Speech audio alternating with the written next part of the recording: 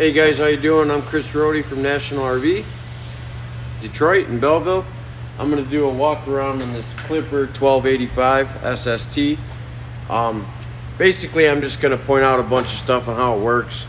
When you come in to pick it up today, I'll actually, Steve, your salesperson, will show you how to pop it down. But I'm going to start on the outside and show you how your RV works.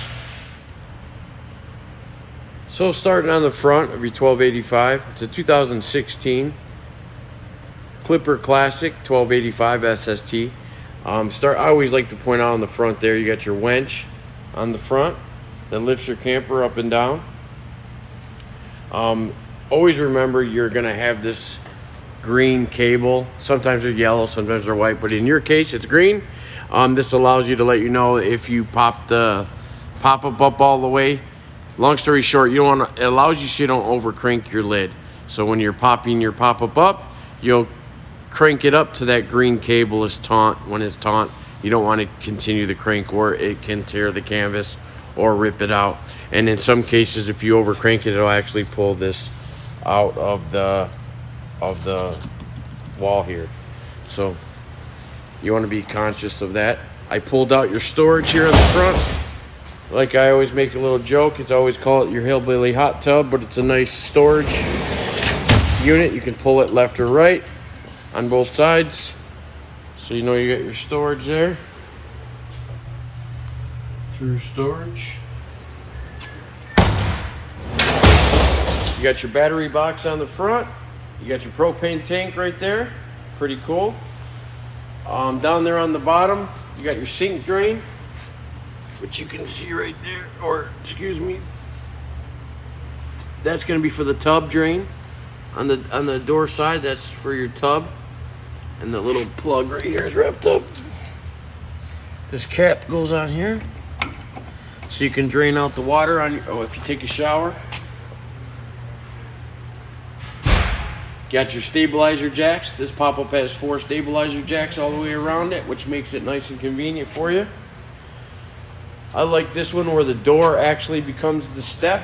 So when you let this door down, it actually becomes your first step. I like that. You got some outside speakers. You got a little rail here for a table or a grill. This is your freshwater tank fill. So if you're gonna bring water with you, you'll fill this up with fresh water and use your water pump. So that's for boondocking, okay? So if you're gonna bring water with you, and you want to take a shower or wash your hands, you'll need to have the water pump on, and that's where you'll fill up on that guy there. You got some outlets on your off door side here, on your door side. Storage compartment. A little bit of storage. There's the table I was talking about, and the gas connection for a quick LP gas connection. I'll show you that. It's normally on the back. Solar panel prep, so you got a place to plug in a solar panel if you like. Walking around to the rear.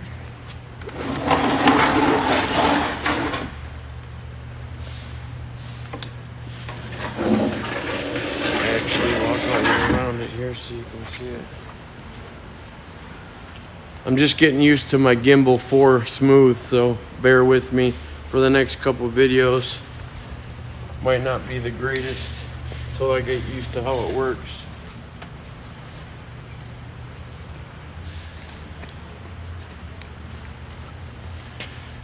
So there's your spare tire. You can see your 2 bottom jacks deployed right there. You always want to make sure the jacks are down. Put all 4 stabilizer jacks down before you walk on the inside of it so that the RV doesn't tip when you pop it up, okay? You got your power cord, which is 30 amps. We got it plugged in there. We ran an extension cord, but it comes out about 20 feet, and it's a 30 amp power cord. Above your power cord is your city water connection. This is where you're gonna hook up your city water if you need constant pressure to your sink, shower, and toilet. Just like I showed you your shower drain on the door side, on the off door side there, this is your sink drain. A lot of people hook a hose up to it and run it off so that their sink can drain away from the RV, but that's your sink drain and cap. This is your hot water tank. This is a used RV. This is your plug and angle rod. So I would recommend picking up a new one. They're around 20 bucks. But this eats the minerals on the inside of the hot water tank so it doesn't rust. Because this is a steel tank. Suburban makes steel hot water tanks. So this is your plug. It goes inside here and then you'll thread it in. Pressure release valve. You always want to make sure you release the pressure inside your hot water tank before removing your plug. And as you can see, this one should probably be replaced. You should replace it at least once a year or once a season. We sell them on the inside. But you should remove that plug every time you're done camping so the water doesn't sit inside your hot water tank. We got a quick connect there for some cold water for a hose hookup.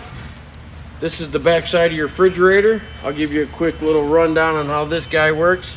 If you want to light it on propane, light it on gas, this you'll turn to on, push in.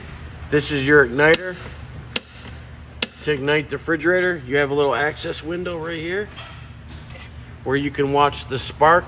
So what you'll do is turn this on, push this in, and then hit your igniter. And you'll hold that so you get a pilot light through that little window. Once you get a pilot, then you can let it go and you're off and running on gas. If you're gonna run it on gas. If you want to run your refrigerator on 110, you're gonna push this green button in. If you wanna run your refrigerator on 12 volt, you're gonna use the red button. So they call it a three-way fridge. So 12 volt, getting it cold, 110, and then lighting it on gas, okay? So you have two covers, that we'll put on there, sit there on the floor. Those are your two refrigerator covers, but that's how you start it or light your refrigerator. You have a little slide out on this pop-up. So this slide out pushes in and out, obviously. You always want to make sure that the canvas is tucked in when you're pushing your slides or bringing your bunks down. It's always important, okay? So I can't stress that enough. When you're putting your canvas away and you unvelcro the sides, and Steve will show you how to pop it down when you come to pick it up. So we'll leave it popped up so you can see it. But tuck the canvas in. Make sure you unzip all four corners and tuck the canvas in when you're putting it away. Now I'll go inside real quick. You got a little 12 volt radio. We're in the middle of winterizing it for you, so there might be a little pink antifreeze in there, but not to be alarmed. We're winterizing it real quick for you. I'll peek in there so you can see it. That's your water pump button. That's your hot water tank button. That's how you light your hot water tank with that button right there.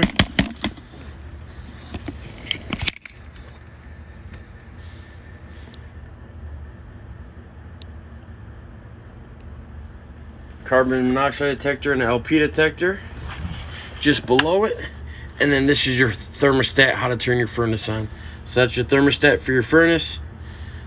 LP detector, hot water tank button to light your hot water tank. Light will come on. When the light goes off, that means the hot water tank's lit. If you ever look over there and that light is on, that means your hot water tank did not light.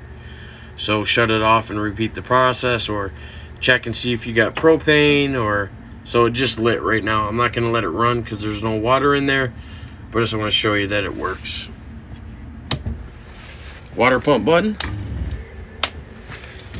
It's got antifreeze in it, so I don't want to push it. Your keys are around your faucet there. Got some burners.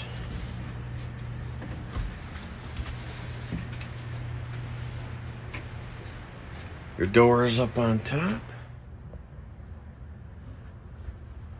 You got your furnace down below. That's where it's going to blow the heat out, so make sure you watch your, you don't want to put something there. It's where the heat's going to blow out from that little unit, and you'll hear some noise coming from there. But when it's running, you don't want to pack stuff up next to it. It gets really hot. And that'll conclude my walk around on this Clipper 1285 SST.